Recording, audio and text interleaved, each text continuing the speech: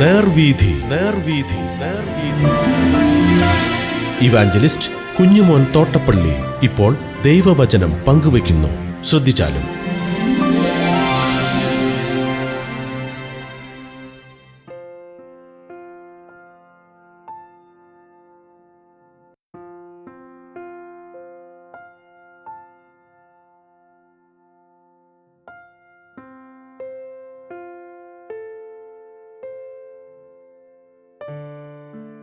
യിരെമ്യാ പ്രവചനം 31 അധ്യായം. ഞാൻ വായിക്കുന്നത് ശ്രദ്ധിച്ചാലും. ആ കാലത്ത് ഞാൻ ഇസ്രായേലിന്റെ സകല വംശങ്ങൾക്കും ദൈവമായും അവർ എനിക്ക് ജനമായും ഇരിക്കുമെന്ന് യഹോവ അരുളി ചെയ്യുന്നു. യഹോവ ഇപ്രകാരം അരുളി ചെയ്യുന്നു: വാളിന് തെറ്റി ശേഷിച്ച ജനം മരുഭൂമിയിൽ കൃപ കണ്ടെത്തി. ഞാൻ ഇസ്രായേലിന് വിശ്രാമം വരുത്തുവാൻ പോകുന്നു. യഹോവ ദൂരത്ത് നിന്ന് എനിക്ക് പ്രത്യക്ഷനായി അരുളി ചെയ്തത്: നിത്യസ്നേഹം കൊണ്ട് ഞാൻ നിന്നെ സ്നേഹിച്ചിരിക്കുന്നു, അതുകൊണ്ട് ഞാൻ നിനക്ക് ദയ ദീർഘമാക്കിയിരിക്കുന്നു. ഇസ്രായേൽ കന്യകയെ, ഞാൻ നിനക്ക് വീണ്ടും അഭിവൃദ്ധി വരുത്തുകയും നീ അഭിവൃദ്ധി പ്രാപിക്കുകയും ചെയ്യും. നീ ഇനിയും ചേരോടെ തപ്പെടുത്തുകൊണ്ട് സന്തോഷിച്ച് നൃത്തം ചെയ്യുന്നവരുടെ നിരയിൽ പുറപ്പെടും. നീ ഇനിയും ശമരിയ പർവ്വതങ്ങളിൽ മുന്തിരിത്തോട്ടം ഉണ്ടാക്കും. കൃഷിക്കാർ കൃഷി ചെയ്ത് ഫലം അനുഭവിക്കും. എഴുന്നേൽപ്പീൻ, നാം സിയോനിലേക്ക്, നമ്മുടെ ദൈവമായ യഹോവയുടെ അടുക്കലേക്ക് കയറിപ്പോക എന്ന് കാവൽക്കാർ എഫ്രയീം മലനാട്ടിൽ വിളിച്ചു പറയുന്നു. അങ്ങനെയുള്ള നാൾ വരും എന്ന് യഹോവ ഇപ്രകാരം അരുളി ചെയ്യുന്നു: യാക്കോബിനെ ചൊല്ലി ഘോഷിച്ചുല്ലസിപ്പീൻ, ജാതികളുടെ തലവനെക്കുറിച്ച് സന്തോഷിച്ച് ആർപ്പിടുവീൻ. ഘോഷിച്ചും സ്തുതിച്ചും കൊണ്ട് യഹോവേ, ഇസ്രായേലിന്റെ ശേഷിപ്പായിരിക്കുന്ന നിന്റെ ജനത്തെ രക്ഷിക്കണമേ എന്ന് പറവീൻ.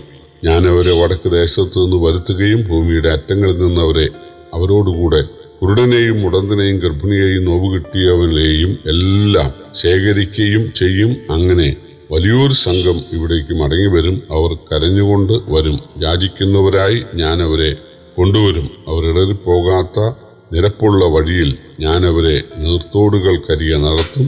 ഞാൻ ഇസ്രായേലിന് പിതാവും എഫ്രയീം എൻ്റെ ആദ്യജാതനുമല്ലോ. ജാതികളെ, യഹോവയുടെ വചനം കേൾപ്പീൻ. ദൂരദ്വീപുകളിൽ അതിനെ പ്രസ്താവിപ്പീൻ. ഇസ്രായേലിനെ ചിതറിച്ചവൻ അവനെ കൂട്ടിച്ചേർത്തു.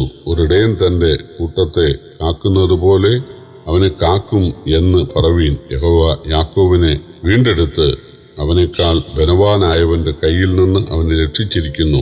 അവർ വന്ന് സിയോൻ മുകളിൽ കയറി ഘോഷിച്ച് ഉല്ലസിക്കുകയും ധാന്യം വീഞ്ഞ എണ്ണ, കുഞ്ഞാടുകൾ, കാളക്കുട്ടികൾ എന്നിങ്ങനെയുള്ള യഹോവയുടെ നന്മയിലേക്ക് ഓടിവരും. അവരുടെ പ്രാണൻ നനഞ്ഞിരിക്കുന്ന തോട്ടം പോലെയാകും. അവർ ഇനി ക്ഷീണിച്ചു പോകുകയുമില്ല. അന്ന് കന്യകയും യൗവനക്കാരും വൃദ്ധന്മാരും ഒരുപോലെ നൃത്തം ചെയ്ത് സന്തോഷിക്കും. ഞാൻ അവരുടെ ദുഃഖം മാറ്റി സന്തോഷമാക്കും. ഞാൻ അവരെ ആശ്വസിപ്പിച്ച് സങ്കടം പോക്കി സന്തോഷിപ്പിക്കും. ഞാൻ പുരോഹിതന്മാരുടെ പ്രാണനെ പുഷ്ടികൊണ്ട് തണുപ്പിക്കും. എൻ്റെ ജനം എൻ്റെ നന്മ കൊണ്ട് തൃപ്തി പ്രാപിക്കുമെന്ന് യഹോവയുടെ അരുളപ്പാട്. യഹോവ ഇപ്രകാരം അരുളി ചെയ്യുന്നു: റാമയിൽ ഒരു ശബ്ദം കേൾക്കുന്നു, വിലാപവും കഠിനമായുള്ള കരച്ചിലും തന്നെ. റാഹേൽ മക്കളെ കുറിച്ച് കരയുന്നു.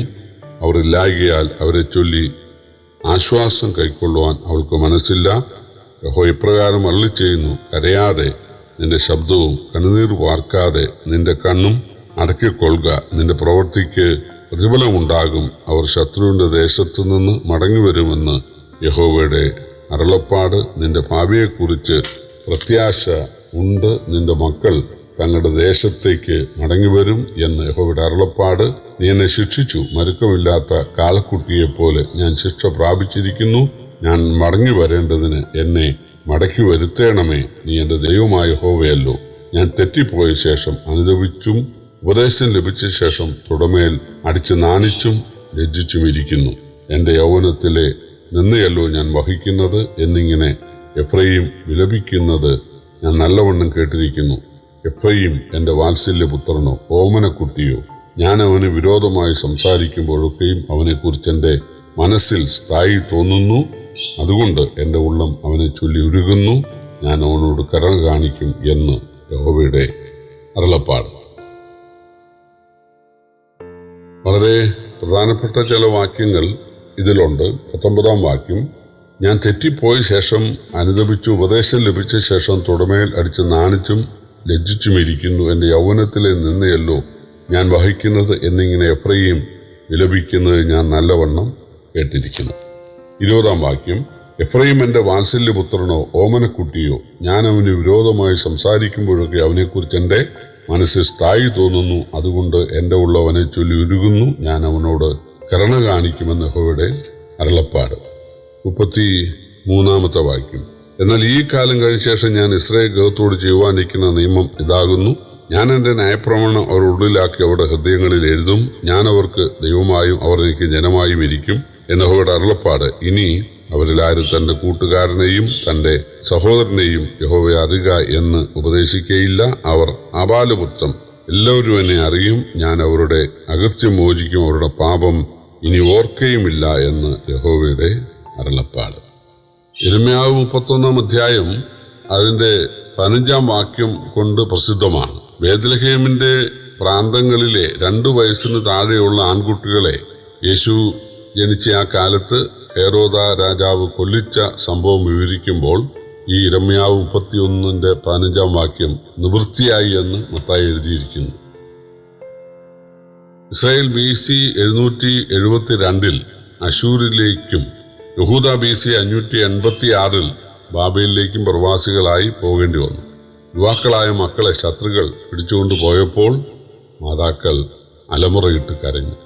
1 മുതൽ 14 വരെയുള്ള വാക്യങ്ങളിൽ ഇസ്രായേലും യഹൂദയും മടങ്ങി വരുന്നതിനാൽ നിങ്ങളുടെ ദുഃഖവും നിലവിളിയും മാറുമെന്ന് യഹോവ യിരെമ്യാവിലൂടെ അറിയിക്കുകയാണ്. യിരെമ്യാവ് 31:15 റാമ വടക്കേ രാജ്യത്തെ റാമയായിരുന്നു. അന്ന്, അതായത് 40:1 നിന്ന് നമുക്കത് മനസ്സിലാക്കാം. നെബൂസരാൻ എന്ന സൈന്യാധിപൻ ജനത്തെ അവിടെ കൂട്ടിയിട്ട് അവിടെ നിന്നാണ് ബാബേലിലേക്ക് കൊണ്ടുപോയത്.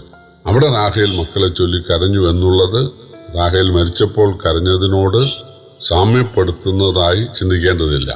എഫ്രയീം മനശ്ശെ എന്നീ 2 ഗോത്രങ്ങളും അവരുടെ അപ്പൻ യോസേഫും അപ്പൻ്റെ അമ്മ റാഹേലും ആകയാൽ റാഹേൽ എന്നത് വടക്കേ രാജ്യമായി ഇസ്രായേലിനെ കുറിക്കുന്നതാകാം. 31:9 എഫ്രൈമിൻ്റെ കാര്യം പറയുന്നുമുണ്ട്. വടക്കേ രാജ്യത്തെ അമ്മമാർ തങ്ങളുടെ മക്കൾ പിടിക്കപ്പെട്ടത് കണ്ട് കരഞ്ഞതിനെ ബേത്ലഹേമിലെ അമ്മമാർ തങ്ങളുടെ മക്കൾ കൊല്ലപ്പെട്ടതിൽ കരയുന്നതിനെ മത്തായി താരതമ്യപ്പെടുത്തുകയാണ്. യിരെമ്യാവിലെ അമ്മമാരുടെ കരച്ചിലിന് ഇങ്ങനെയും ഒരു നിറവേറൽ പരിശുദ്ധാത്മാവ് ഉദ്ദേശിച്ചിരുന്നു. പ്രിയപ്പെട്ടവരെ, കർത്താവിനെ സ്നേഹിക്കാത്തവർക്ക് ശിക്ഷയുണ്ടാകും.